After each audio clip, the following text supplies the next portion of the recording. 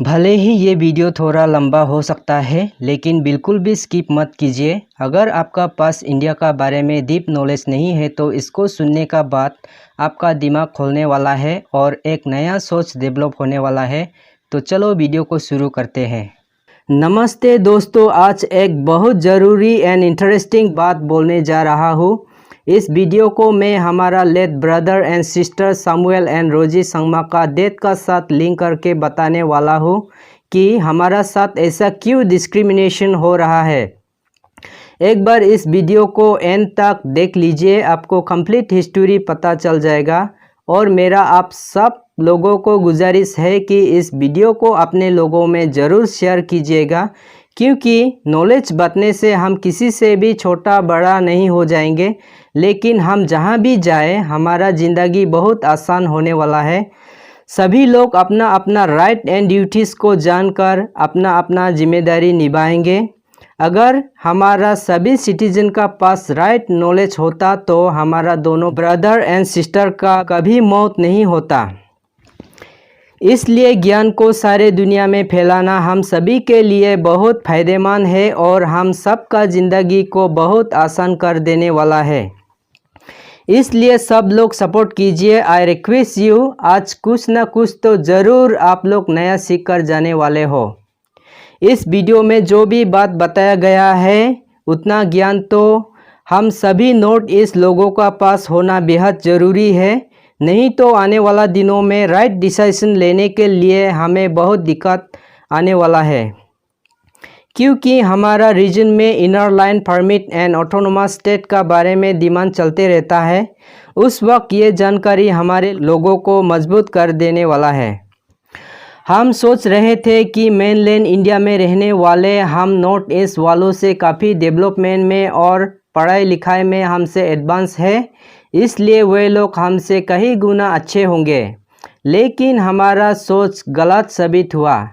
Even the educated लोग racism करता है और हमारा सरकार भी हमें बहुत नेग्लेक्ट करता है। इसका मतलब क्या है? क्या हमारा एजुकेशन सिस्टम हमें समझाने के लिए फेल हो गया है, और या फिर हिंदुस्तान का खास system all the able practice and traditional belief system आप लोगों का दिमाग से अभी तक पूरी तरह से ख़त्म नहीं हुआ है? क्या हमारा इंडियंस लोग जो किताब में लिखा है उसको नहीं मानते हैं, लेकिन जो नहीं लिखा है उसको ही मानते हैं? ये सवाल हमारा नॉर्थ ईस्ट वालों का दिमाग को कंफ्यूज कर दे रहा है। हमें भी एक अच्छा ज़िंदगी जीना मन करता है।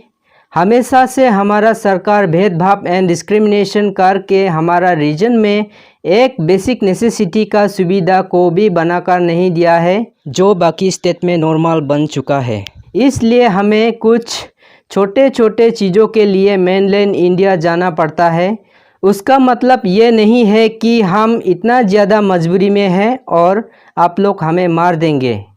हमारा लोगों का ऊपर जितना भी बड़ा बड़ा घटना घटता है उस पर सरकार कुछ भी रिएक्शन नहीं दिखाने का कारण हमारा विश्वास आप लोगों पर टूट गया है। आप लोग हमें जितना भी भेदभाव एंड डिस्क्रिमिनेशन करो, हम लोग अपना जगह में हमेशा से self dependent and self sufficient लोग हैं। यहाँ पे अभी भी बहुत कम आबादी होने का कारण हमें कुछ भी रिसोर्सेज का कमी नहीं है। चाहे तो हम मेनलैंड इंडिया से डिस्कनेक्ट होकर भी रह सकते हैं। जो भी हो, आने वाला दिनों में हमारा आबादी बढ़ने का साथ साथ हमारा सोशल एंड इकोनॉमिक डेवलपमेंट भी तेज़ी से बढ़ने वाला है। लेकिन आप लोगों का जगह पे पहले से ही पॉपुलेशन बढ़ चुका होने का कारण आने वाला दिनों में बहुत दिक्कत होने वाला है।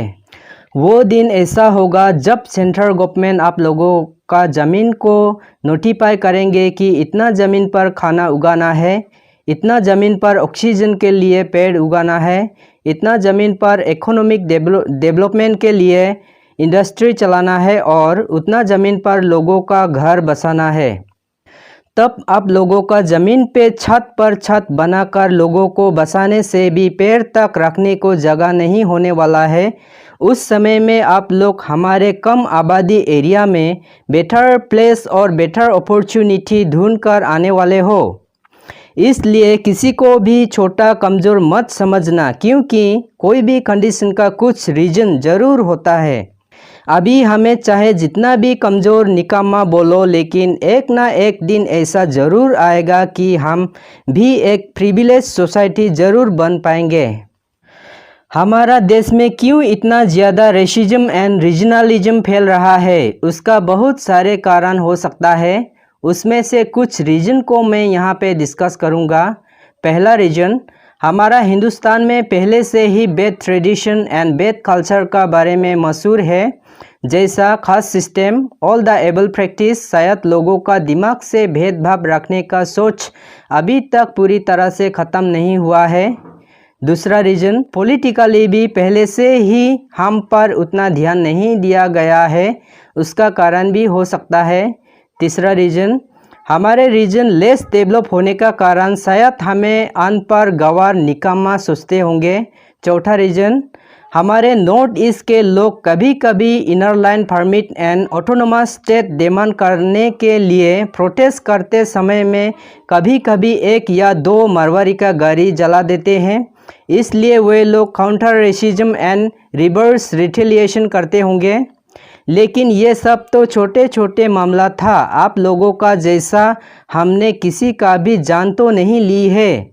ये सब घटना होने का पीछे सेंट्रल गवर्नमेंट का ही दोष है, क्योंकि हमारा रीजन पर बिल्कुल ध्यान नहीं देने का कारण हमेशा से यहाँ का लोग डिससेटिस्फाइड है।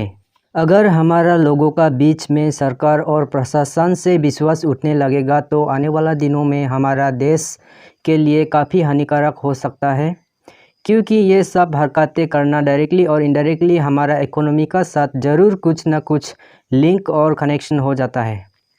एग्जाम्पल के लिए बता दूँ तो जब central government demonetisation and GST bill लाया था, तब लोगों का सेंटीमेंट को कुछ हद तक हर्ट हुआ था और उस समय में लोग स्पेंडिंग करना और किसी भी इकोनॉमिक सिस्टम में इन्वेस्टमेंट करना छोड़ दिया था।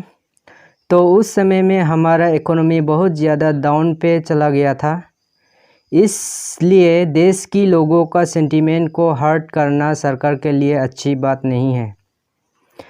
अगर दुनिया में अपना देश को आगे ले चलना है तो सरकार को पता चलना चाहिए कि नॉर्थ ईस्ट का इतना बड़ा आबादी को पीछे छोड़कर दुनिया में कभी आगे नहीं बढ़ सकेंगे और हमारा सरकार का 5 ट्रिलियन इकोनॉमी बनने का सपना भी कभी पूरा नहीं हो पाएगा।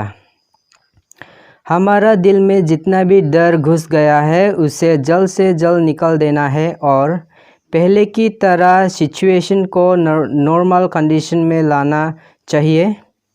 हमारा देश दुनिया में सुपर पावर बनने का सपना रखता है, लेकिन अपना देश में ही सबसे ज़रूरी चीज़ यूनिटी एंड इंटीग्रिटी चीज़ का नाम कुछ भी नहीं है। तो दोस्तों, अभी हम सब मिलकर सोचने और समझने समय आया है।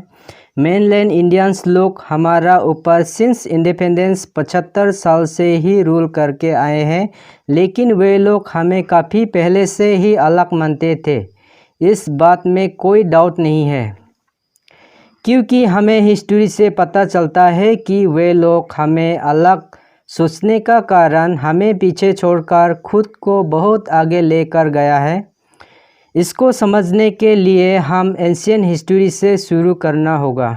नॉर्थ ईस्ट का पिछड़ने का मेन कारण पॉलिटिकली यहाँ पे पहले से ही ध्यान नहीं दिया गया।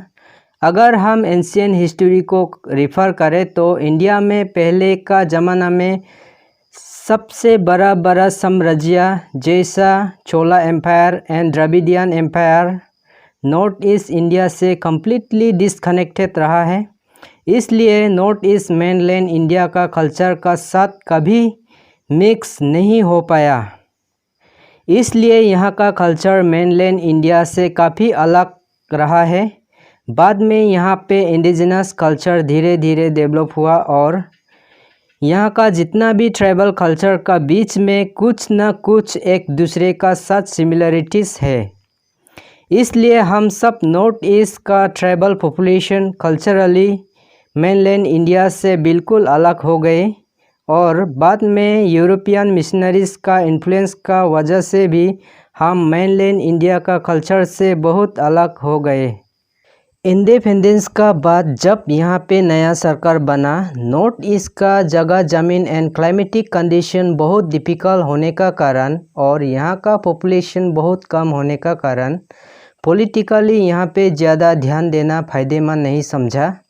इसलिए यहाँ पे बहुत पहले से ही डेवलपमेंट नहीं होने का कारण यहाँ पे बहुत सारे रिबेल ग्रुप निकलने लगा और बहुत सालों तक यहाँ पे टेरर एक्टिविटी एक्टिव होने का कारण कोई भी कंपनी या इंडस्ट्री यहाँ पे आना डरते थे जो यहाँ पे इकोनॉमिक ग्रोथ ला सकते थे। लेकिन अभी फिर से सेंट्रल गवर्नमेंट नॉर्थ ईस्ट पर ध्यान देना शुरू कर दिया है। नॉर्थ ईस्ट अभी फास्टेस्ट ग्रोइंग रीजन बन चुका है, जो पहले पॉलिटिकली इग्नोर करके रखने का वजह से पिछड़ा हुआ था, अभी फिर से ध्यान देना शुरू कर दिया है और बताया जा रहा है कि नॉर्थ ईस्ट आने वाला दिनों में बाकी सभी स्टेट से आगे निकल जाने वाला है। अभी हमारा सरकार नॉर्थ ईस्ट पर इकोनॉमिक ग्रोथ लाने के लिए और बॉर्डर सिक्योरिटी के लिए रेडी इंफ्रास्ट्रक्चर बनाने को बहुत सारे पैसे खर्च कर रहा है। इस इंफ्रास्ट्रक्चर बनने का बाद यहाँ पे इंडस्ट्री सेटअप करने के लिए अच्छा अपॉर्चुनिटी होने वाला है। यहाँ पे जितना भी best and number 1 roads, highways, 4 lane expressways, railway lines, air connectivity and sea road connectivity यहाँ पे बन रहा है और ये सभी इनिशिएटिव डिफरेंट स्कीम और प्रोजेक्ट का अंदर में बनाया जा रहा है, जैसा कि Kaladan multi modal project, Sagarmala project, Bharatmala project, Udan scheme और north east mega rail road and bridge project. इसमें से कोई स्कीम अंडर कंस्ट्रक्शन में है और कुछ स्कीम मिनिस्ट्री का प्लानिंग प्रोसेस में है। सबसे ज़्यादा अरुणाचल में बनाया जा रहा है due to less density of road over there.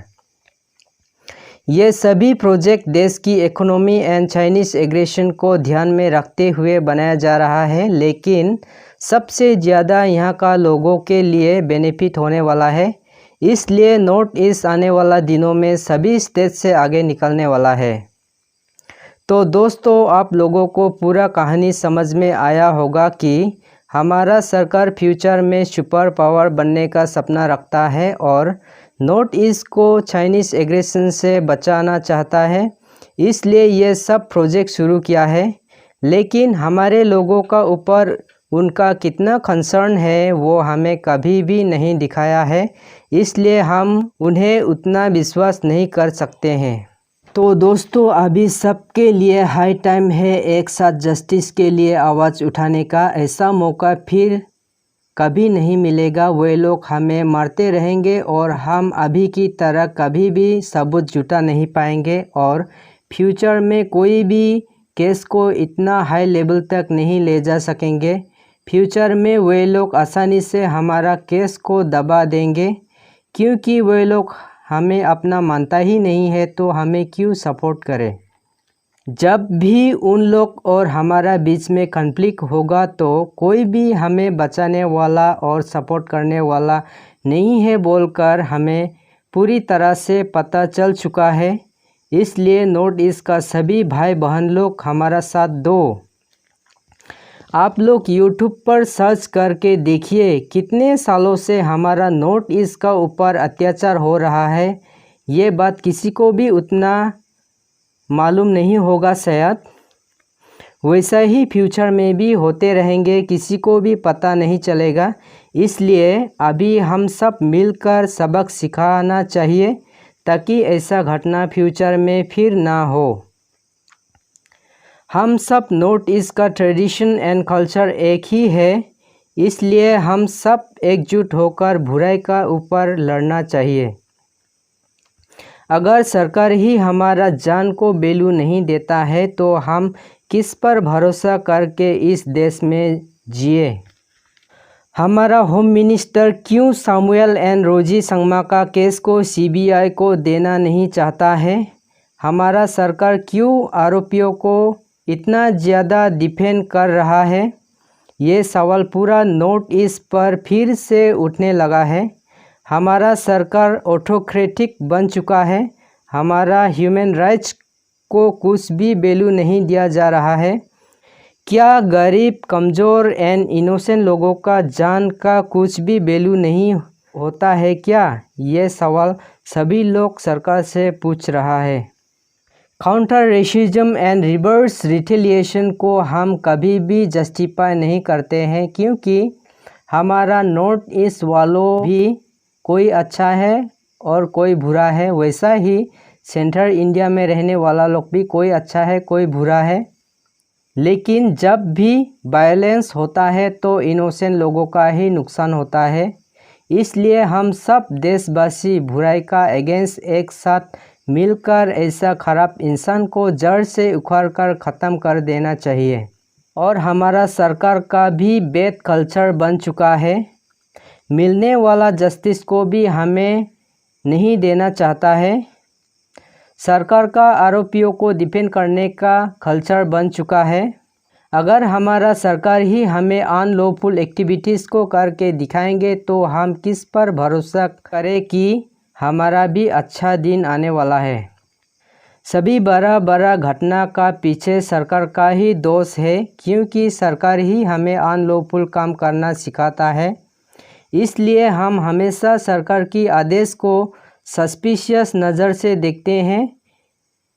इसलिए मैं सभी देशवासियों को रिक्वेस्ट करता हूँ कि हमारा दोनों brother and sister late Samuel and Rosy Sangma का डेथ लोगों का इनह्यूमन प्रैक्टिस का वजह से हुई है। इसलिए सब लोगों को मैं हाथ जोड़कर रिक्वेस्ट करता हूँ कि आगे भी ऐसा घटना किसी भी इनोसेंट का साथ हो सकता है। इसलिए this is the high time to completely uproot the bad culture of our people. So please support us and stand with us to give the justice for two of the deceased persons family. जय हिंद, जय भारत। इस video को अगर कोई अपना channel में upload करना चाहता है तो कर सकता है, लेकिन ओरिजिनल वीडियो का चैनल का नाम स्क्रीन पर देना होगा और अपना लैंग्वेज में बता देना होगा और डिस्क्रिप्शन में भी लिंक दे देना, ताकि फ्यूचर में हम कुछ ज़रूरी बात करना पड़ा तो हम लोगों का साथ जोड़ सके। मैं अपना चेहरा स्क्रीन पर नहीं दिखा सकता ड्यू टू सिक्योरिटी कंसर्न, क्योंकि हमारा देश नॉर्थ ईस्ट वालों के लिए सेफ नहीं है। अगर हम दिल्ली जाए तो अपना चेहरा रुमाल से छुपा कर जाना पड़ता है, तो ऐसा कैसा देश है हमें अपना मानने वाला। इस वीडियो को देखने के लिए आप सबको थैंक्स।